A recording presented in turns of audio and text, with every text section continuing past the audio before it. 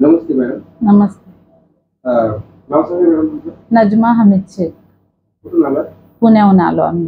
काय करत होता मॅडम? मला पायाला पूर्ण मुंग्या येत होत्या, मला चालता येत नव्हतं, पूर्ण पाय दुखत होता माझा. तर काय केलं दवाखान्यात?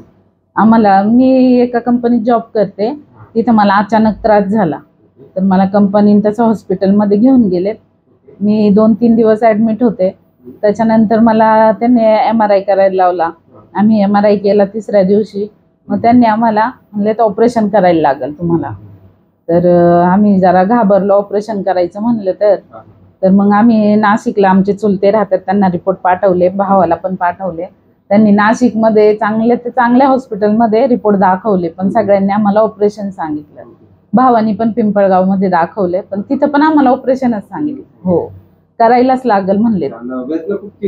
खूप होत्या मला, म्हणजे मला चालता येत नव्हतं. 2 जण, भाऊ आणि मिस्टर, मला घेऊन चालायचे. हो, धरून आणलेलं, दोघांनी इथं धरूनच आणलेलं.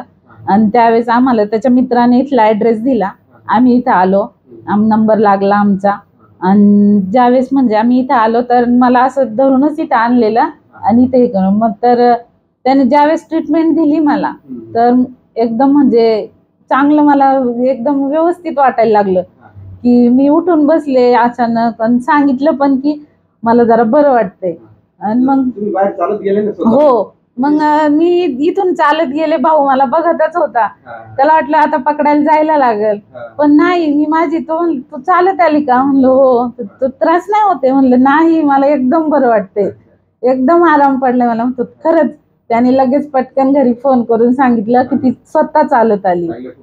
खूप बरं वाटलंय. मग आईला त्यांना खूप म्हणले बरं झालं बाबा, ते एक तर आपण ऑपरेशन करायला गेलेलो आणि तिथून परत आणले आणि बरं झालं म्हणलं, तिथं जाऊन आराम पडला आपल्याला. तर मग मी इथे हे करून म्हणजे सगळ्यांना असं सांगते की ऑपरेशन न करता एकदम, आणि इथं पण काही म्हणजे त्रास नाहीये की इथं येऊन आपल्याला काही सुया वगैरे काही नाही. तिथं तर सुया लावून मी फार नको होत होतं, कितीतरी त्रास होत होतो. आणि कसे डॉक्टर कसे आले, हे टेस्ट करा, ते टेस्ट करा, हे करा, ते करा. इथं काही नाही, आलेल्या मला ट्रीटमेंट झाली आणि मी व्यवस्थित उभी राहिले आणि एकदम व्यवस्थित चालत गेले.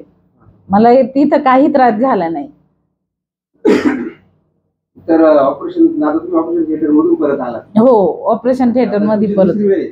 हो, मी आता दुसरी वेळ एकदम व्यवस्थित, म्हणजे मला आता काही त्रास होत नाही असं म्हणलं तरी चालेल.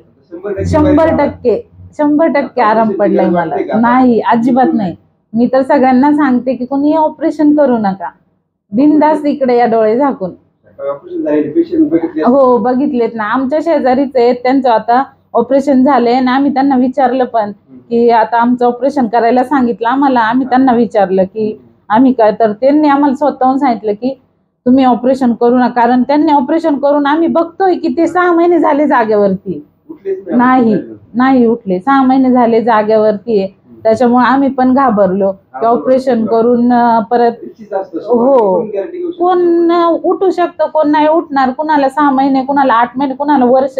आणि एवढ्यानंतर आराम केल्यानंतर कुणाच्या हातपाय चालतील नाही चालतील सांगता येत नाही ना. त्याच्यामुळं बिना ऑपरेशनचं इथे येऊन एकदम 100% मला आराम पडलाय, काहीही त्रास झाला नाही, एकदम व्यवस्थित, एकदम आराम वाटतोय मला. खूप खुश आहे, खूप. म्हणजे घरचे म्हणजे सगळेच खुश आहेत. मी सगळ्यांना ते सांगते की सगळ्यांनी ते या आणि मस्त इलाज करून घेत जा. Thank you. Pain relief Dattashram Chondi व अनाथ आश्रम ट्रस्ट चोंडी.